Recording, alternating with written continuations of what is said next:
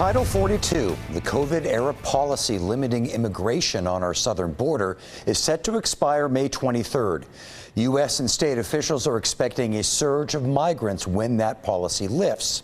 Now, during a broadcast of a San Antonio-based conservative radio program, The Joe Pag Show, Governor Abbott said he would revisit the 1982 Supreme Court decision Plyer versus Doe, which struck down a Texas law that denied state funding to educate undocumented students.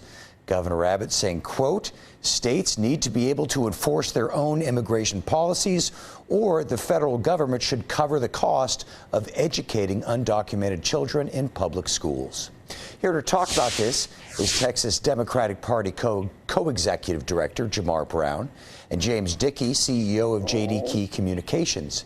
James Dickey, is Abbott just firing up his base? No, what he's doing is continuing a consistent set of messages that the mismanagement of the illegal immigration issue by the Biden administration has made a already bad problem dramatically worse, and that has consequences, and that if the federal government won't do their job in respecting our borders, that our state must do so. Okay. And so kudos to him for keeping that message out there. All right, Jamar, what is the benefit of educating undocumented students?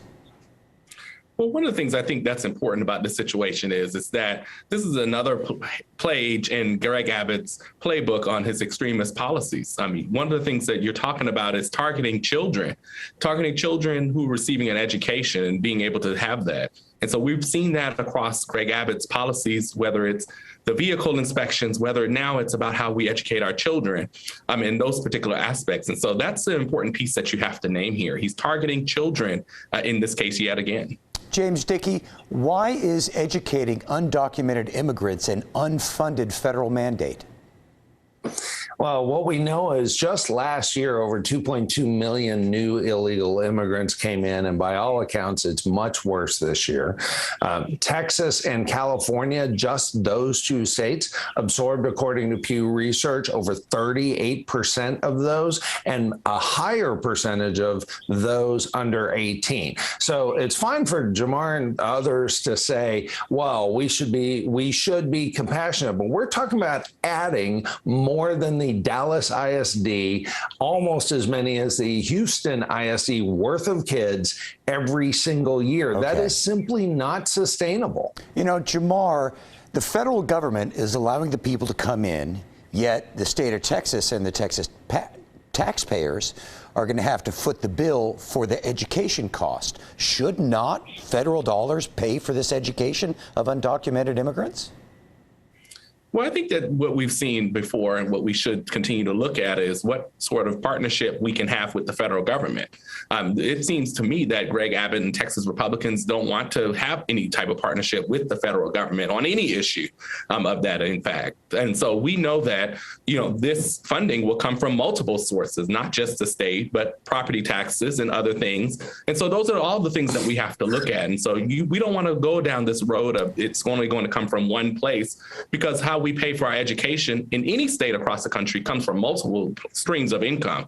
And so that's important to name and to recognize. Within the state of Texas, but you say partnership with the federal government. Should the federal government pick up some of this cost?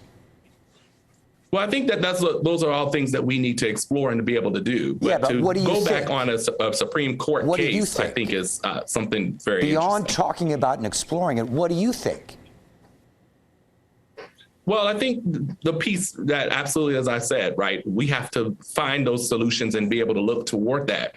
And so I would love to be able to see where all of our officials come together and really figure out what's best for our children to make sure that our children are getting the best education that they can. Okay. All right. We got to wrap it up for now. Jamar, James, thank you both very much. Thank you. Thank you.